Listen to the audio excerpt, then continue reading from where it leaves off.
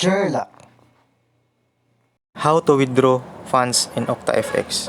Go to your OCTAFX apps, then open your account. Reminder guys, before you can withdraw, make sure your account is verified. And if it is fully verified, you can go back to your trading account to proceed the withdrawal.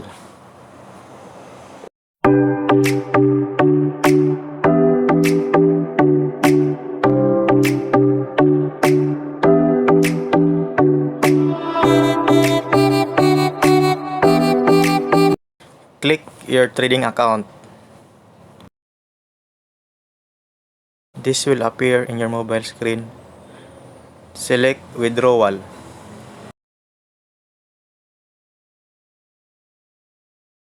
There are many options on how to withdraw your funds via local banking, Bitcoin, and credit card. I choose the Philippine local bank, so click Philippine local banks. Enter the withdrawal amount.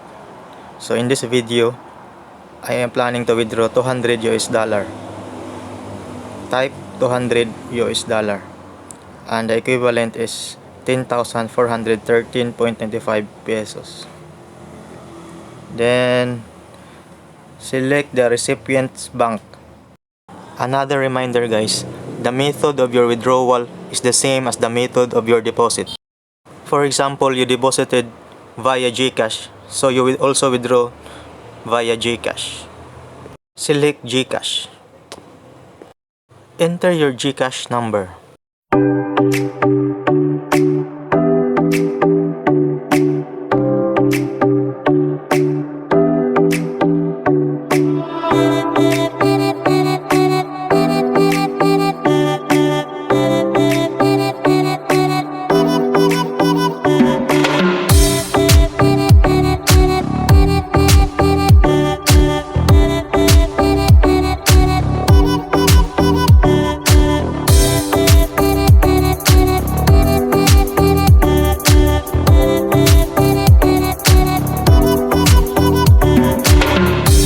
Enter your OCTAFX PIN. This was sent by the OCTAFX in your email when you registered to an OCTAFX account. So check your email.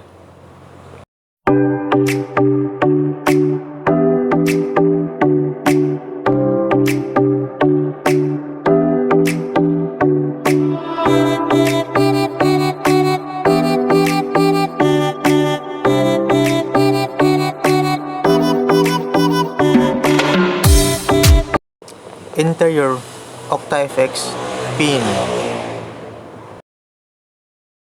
and this will appear in your mobile screen.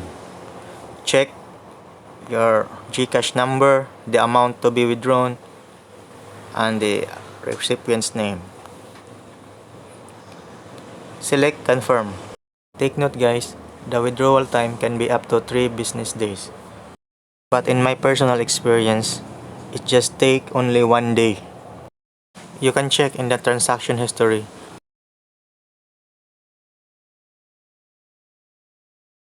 Lastly, the Gcash will send you a notification text that your withdrawn amount was received. Thank you guys for watching. Please like and subscribe. Have a good day. Happy trading.